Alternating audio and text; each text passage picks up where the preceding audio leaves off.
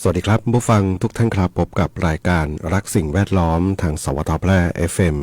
91 เมกะเฮิรตซ์ครับเช้าวันศุกร์ที่12ธันวาคม2568อยู่กับผมแสวงเป้าเพชรเป็นผู้ดำเนินรายการครับกลับมาพบกับท่านผู้ฟังกันวันนี้วันศุกร์สุดสัปดาห์ครับ12ธันวาแรม7ค่ำเดือนภาษาใต้กันเดือนอ้ายเนาะเดือนหนึ่ง เดือนอ้ายนะเดือนที่1นะเป็นปฏิทินแบบไทยๆเรานะครับนะแต่ถ้าสากลนี่ก็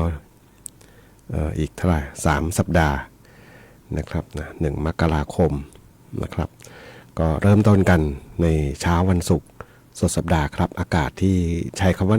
หนาวเย็นเนาะฝนที่ตกลงมาบางคนบอกไม่เล็กน้อยแล้วมั้ง เมื่อวานดูพยากรณ์อากาศบอกจะมีฝนเล็กน้อยนะบางคนนะเห็นบางคนบอกไม่เล็กน้อยแล้วมั้งเนี่ยนะเมื่อวานโดยเฉพาะช่วงค่ำนะช่วงค่ำตกมาพอเปียกเลยแหละนะพอได้เปียกพอได้ถนนน้ำขังนะเมื่อวานเย็นนะแต่ว่าไม่ถึงกับตกมากมายจนล้างจนเอี่ยมนะเป็นโคลนนะลักษณะของฝุ่นมันเยอะเนาะเวลาฝนตกไปแบบนี้ก็จะเป็นลักษณะโคลนนะรถย่ำมาก็นะฟุ้งกระจายนะดูได้จากไหนจากกระจกหน้ารถกระจกหลังรถนะเป็นลักษณะโคลนทั้งนั้นเลยเนาะนะเพราะว่าฝนตกไม่เยอะมากเนาะก็เป็นบรรยากาศนะฝนหลงฤดูหรือเปล่า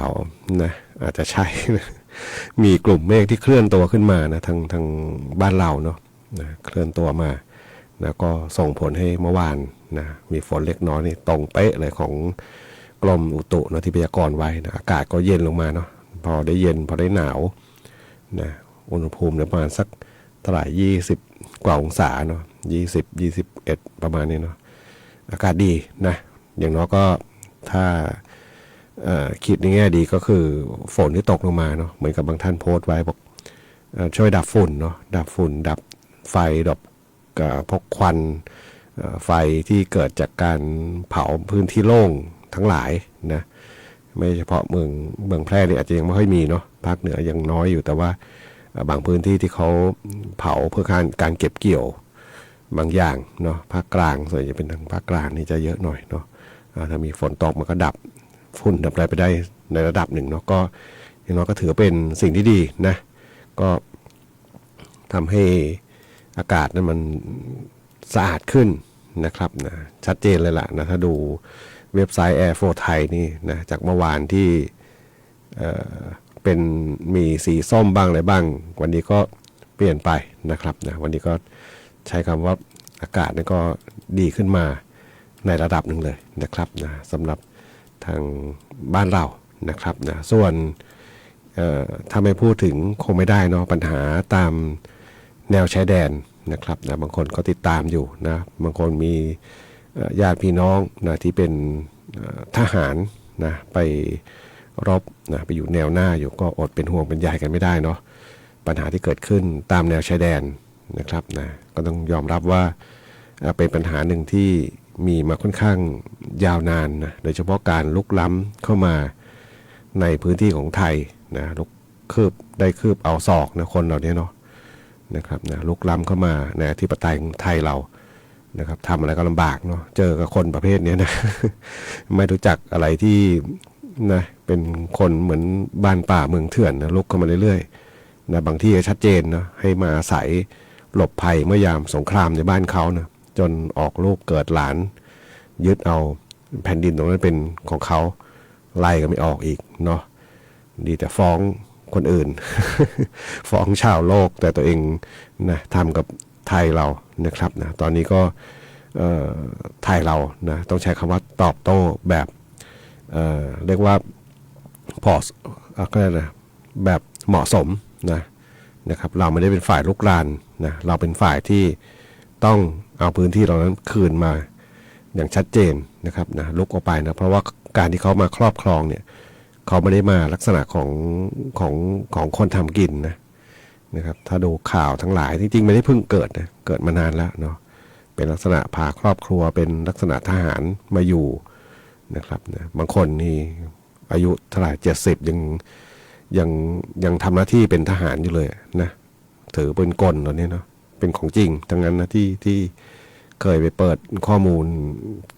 ทางเพจหนึ่งนะของทหารนะครับนะเขาโพสต์อยู่นะไม่น่าเชื่อนะคือเขาทหารชัดเจนนะที่เขามาอาศัยอยู่แถวแนวชายแดนที่ยังมีปัญหาคาราคาซังกันอยู่นะเขา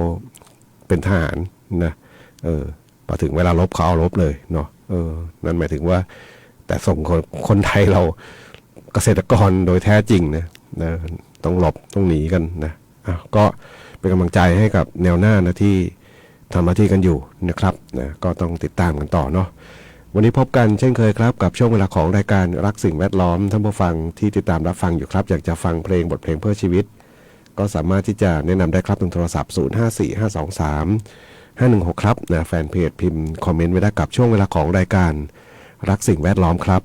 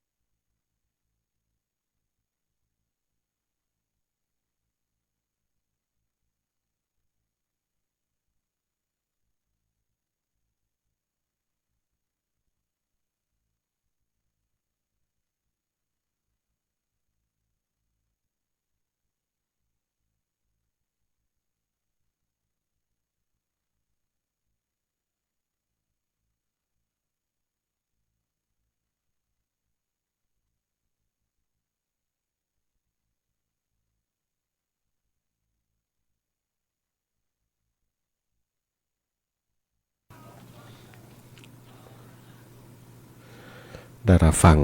ผ่านไปครับนะกับบทเพลงที่ท่านผู้ฟังถามถึงกันมาครับนะคุณเกษตรเนาะวันนี้โทรศัพท์มาทักทายแล้วบอกแม่ถ้าไปช่วยแนวหน้าได้จะไปเลยเนาะก็ติดตามอยู่แล้วก็เป็นกำลังใจให้ครับเหล่าบรรดาทหารที่ทำหน้าที่ปกป้องแผ่นดินไทยนะครับนะเขาทำหน้าที่ของเขาอยู่นะครับนะเรานะอยู่แนวหลังนะก็ทำหน้าที่ในการให้กำลังใจแล้วก็นะช่วยกันนะในการที่จะอย่างน้อยก็สมัครสมานสามัคคีกันเนาะนะครับโดยเฉพาะบางทีบางอย่างเนาะความขัดแย้งที่เกิดขึ้นนะบางไม่แน่ใจว่าน่าจะเป็นด้านสื่อเนาะสื่อที่ทำหน้าที่อยู่โดยเฉพาะเรื่องของการเมืองเรื่องของอะไรต่างๆนะครับนะก็เป็นคนละเรื่องกันเนาะเรื่องชายแดนกับเรื่องชายแดนนะเพื่อที่จะปกป้องอธิปไตยนะครับนะขอบคุณผู้ฟังเนาะที่ติดตามรับฟังอยู่แล้วก็พูดคุยเข้ามานะครับก็อย่างว่าแหละเนาะนะครับนะทำไมท่านผู้ฟังบอกทำไมไม่เอาให้เด็ดขาดแบบนะทำแบบเขาทำเราบ้างนะครับนะไม่ได้นะ อันนี้ผมเห็นที่จริงนะไม่ใช่เพิ่งเกิดเหมือนกับเหตุการณ์นี้หรอกเนาะไม่ว่าจะเป็นที่ไหนทั่วโลกผมว่าสายตาชาวโลกมีเหมือนกันอยู่อย่างหนึ่งนะไม่ว่าจะเป็นประเทศที่ปกครองด้วยอะไรก็ตามนะมนุษย์เหมือนกันเนี่ยผมเชื่อที่เห็นอยู่ตามข่าวทั้งหมดทั้งมวลเนี่ยนะเวลาใครที่แข็งแกร่งกว่าแล้วเอาง่ายๆมวยตีกันแล้วก็อีกคนหนึ่งใหญ่กว่าเก่งกว่าแล้วไปตีคนที่อ่อนแอกว่าเนี่ยนะมันจะเป็นความเห็นใจมันจะไปอยู่ที่คนอ่อนแอนะคล้ายๆกันแหละเนาะเวลาลบกันเนี่ยนะแม้แต่ประเทศอื่นที่ลบกันอยู่เนาะขนาดบางประเทศเล็กๆไปแย่เขาก่อนด้วยซ้ำไปนะแต่พอประเทศใหญ่เขาจริงนะสายตาชาวโลกยังมองว่าถูกรังแกเห็นไหม ไม่ต่างกันเนาะเหมือนชีวิตมนุษย์เราทุกคนเนี่ยเวลาสมัยเรียนกันเนาะเวลาเด็กคนไหนตัวเล็กบางทีชอบไปแย่ไปแกล้งคนอื่นเขานะเวลาเขาตีเขาทีเดียวร้องห่มร้องไห้เนี่ยแต่สายตาผู้ใหญ่จะมองว่าเนี่ยคนเนี่ยถูกรังแกนะเห็นไหมมันเหมือนกันเลย นะก็เป็นกำลังใจให้เนาะทั้งทุกฝ่ายนะคนที่ติดตามข่าวสารอยู่นะครับนะเราก็ทำหน้าที่ของเราเนาะทุกอย่างจะสำเร็จรุ่งเรืองได้เมื่อทุกคน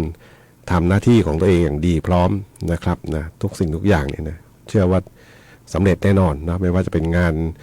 ใหญ่งานเล็กนะถ้าเราทำหน้าที่ของเราได้อย่างถูกต้องนะครับนะอย่าไปละเลยหน้าที่ตัวเองกันแล้วกันนะ ไม่ใช่เก่งแต่เรื่องคนอื่นเนี่ยเรื่องตัวเองไม่เก่งเนี่ยไม่ไหวเนาะก็ต้องทำหน้าที่ตัวเองก่อนเนาะอันดับแรกนะครับนะให้สมบูรณ์ก่อนนะครับนะซึ่งตอนนี้เองก็ต้องเป็นกำลังใจให้กับทหารเนาะเห็นข่าวหนึ่งนะเมื่อเช้าคือได้รับบาดเจ็บนะจากการจากสะเก็ดระเบิดนะทหารนายหนึ่งนะสิ่งที่เขาพูดกับหน่วยพยาบาลที่เขาไปช่วยเหลือออกมาคือถ้าเขาหายดีแล้วเขาจะกลับเข้าไปที่ฐานได้ไหมนะเขายังสงสัยกันอยู่ว่าทำไมถึงถามอย่างนั้นนะจะกลับเข้าไปก็คือจะไปเป็นห่วงเพื่อนนะเห็นไหมเป็นห่วงเพื่อนนะครับนี่ต้องยอมรับว่านี่อย่างนี้นี่เป็นเพื่อนแท้เพื่อนที่เป็นห่วงกันนะครับนะแล้วก็มีทหารนายหนึ่งเนาะนี่เมื่อวานนะครับนะที่ดูข่าวที่ผู้สื่อข่าวไปสัมภาษณ์คุณแม่เขาเนาะเขาเสียชีวิตแล้วเนาะแล้วก็ไปสัมภาษณ์นะครับนะไม่ใช่เป็นคนในแถบพื้นที่ด้วยนะไม่แน่ใจจังหวัดอะไรสุพรรณบุรีไหมนะครับนะผมไม่แน่ใจนะจำพื้นที่บ้านเกิดเขาไม่ได้เนาะเขารบคราวที่แล้วเขาบาดเจ็บนะบาดเจ็บแล้วก็รักษาหายแล้วก็อาสากลับเข้าไปใหม่เป็นทหารที่สมัครนะเป็นพลทหารที่สมัครเข้าไปเป็นพลทหารนะไม่ได้หลบหนีไม่ได้อะไรต่างๆเนาะตั้งใจไปเป็นนะสมัครไปเป็นเลยนะไม่ได้จับใบดำใบแดงนะเนี่ยนะคนอย่างนี้ก็มีเนาะนะครับหมายถึงว่าคนที่รักปกป้องแล้วก็ชอบนะหมายถึงว่าน่าจะนะคือปฏิบัติในสิ่งที่ถูกต้องนะครับนะดีกว่าไปเป็นเด็กแว้นดีกว่าไปเป็นอะไรที่ ทำให้สังคมเดือดร้อนเนาะแล้วก็นะเป็นคนที่สามารถที่จะทำหน้าที่ของตัวเองได้ครบถ้วนสมบูรณ์นะครับนะต้องต้องยอมรับในความกล้าหาญของเขานะที่เขาไปปกป้องผืนแผ่นดินอยู่นะครับไปฟังเพลงกันต่อครับนะสำหรับงานเพลงที่ท่านผู้ฟังถามถึงเข้ามากับช่วงเวลาของรายการรักสิ่งแวดล้อมทางสวทแพร่ FM 91 เมกะเฮิรตซ์ครับ